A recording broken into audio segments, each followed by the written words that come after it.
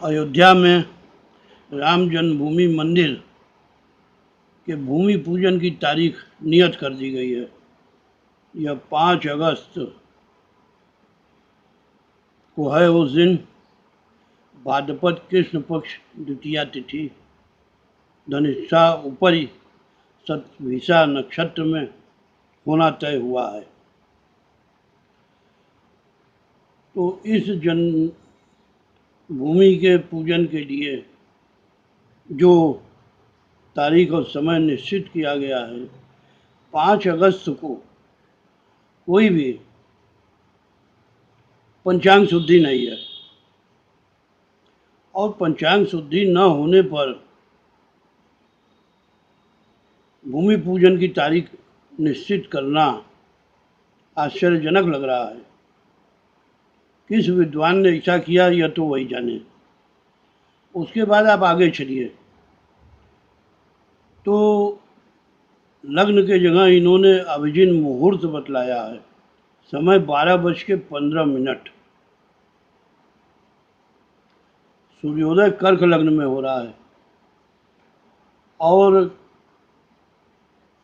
ज़्यादा से ज़्यादा हम कर्क, सिंह, कन्या, तुला, वृश्चिक इन्हीं लग्नों का उपयोग कर सकते हैं। कोई भी लग्न शुद्धि नहीं है। हर लग्न में दूषित ग्रह हैं। तो किस लग्न में भूमि पूजन किया जाए, इसका जो इन्होंने निर्णय किया है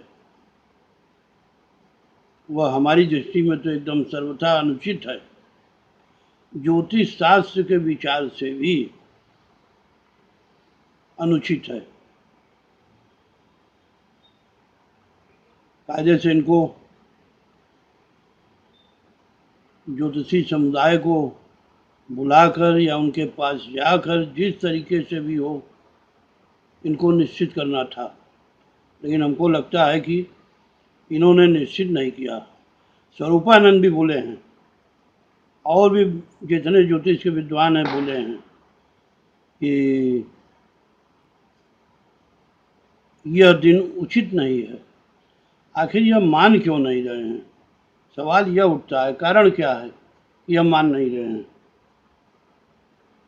पंचांग शुद्धि नहीं, लग्न शुद्धि नहीं, इस दिन कोई ऐसा विशिष्ट योग भी नहीं है कि कहें कि उस योग के चलते ऐसा हुआ। कोई योग भी नहीं है।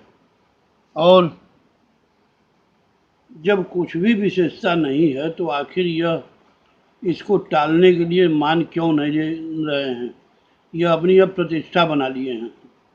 यह प्रश्न इनके प्रतिष्ठा का प्रश्न हो गया है कि हम इसी तारीख को करेंगे। तो इसका कारण क्या है? आप 12:15 का समय हमको दे रहे हैं कि इस समय भूमि पूजन होगा। 12:15 पर तुला लग्न उदित हो रही है। अभिजिन मुहूर्त तो कहने का रहता है, कभी भी जब कोई अभिजिन मुहूर्त या गोधूली कहता है तो यह समझ में आ जाता है कि यह उसकी मजबूरी है। मजबूरी में अभिजिन मुहूर्त लिया जाता है, गोधूली लग्न ली जाती है। तो आखिर क्या वजह है कि ऐसा कर रहे हैं? तुला लग्न के अंदर जिसको आप अभिजिन मुहूर्त कह रहे हैं, आखिर ग्रहों की स्थिति तो वही रहेगी, लग्न वही रहेगी। तो तुला लग्न के अंदर कर्क राशि में सूर्य बुध के साथ उपस्थित है। सूर्य कमजोर है, फल देने में बहुत ही कमजोर है। शुभ फल तो इससे मिलेगा ही नहीं। और सामने चतुर्थ भाव के अंदर बैठे हुए शनि से उसकी प्रत्युति हो रही है। सूर्य पिता, शनि पुत्र, बेटा और बाप में प्रत्युति। कोई सामंजस्य फिर बैठना मुश्किल हो जाएगा लोगों में। चंद्रमा कुंभ लग्न में धनिष्ठा नक्षत्र बीतने के बाद शतभिषा नक्षत्र में, जो कि राहु का है। बतलाइए राहु कितना अनिष्ट करने वाला ग्रह माना गया है?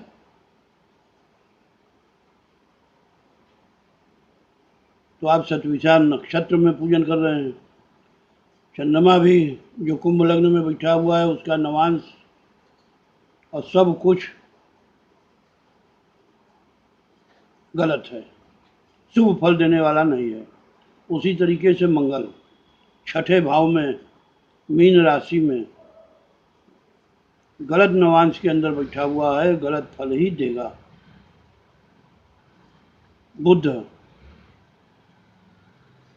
भाव तो शुद्ध है लेकिन फल देने में कमजोर है।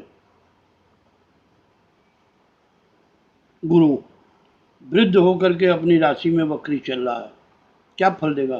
केतु के साथ रहते हुए यह फल क्या देगा?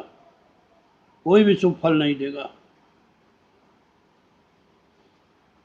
शुक्र बाल्यावस्था के अंदर राहु के साथ बैठा हुआ भ्रमण कर रहा है, यह क्या फल देगा?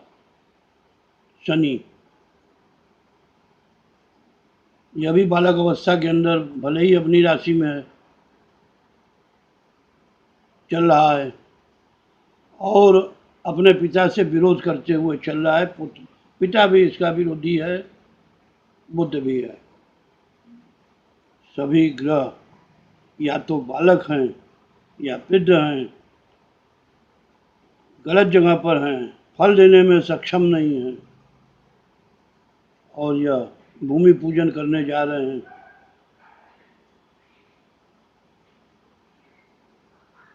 उसके ऊपर अड़े हुए भी हैं, विचार करने को भी नहीं तैयार हैं।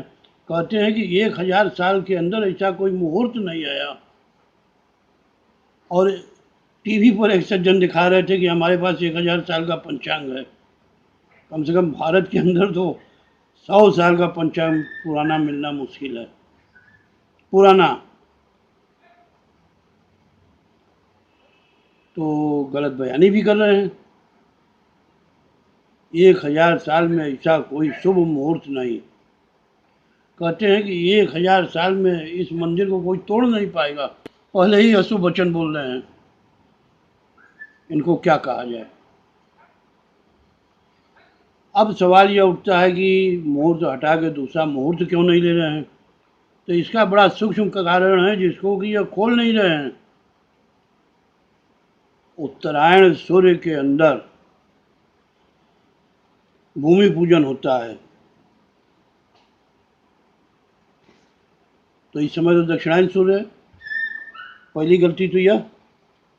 अब अगर इसको उठा के इंतजार करें कि सूर्य पुनः जब मकर में जाए और उत्तरायण हो तो उस समय गुरु अस्त है और गुरु जब उदय होता है तो शुक्र अस्त हो जाता है और उसकी अस्त अवस्था के अंदर ही संवत समाप्त हो जाता है।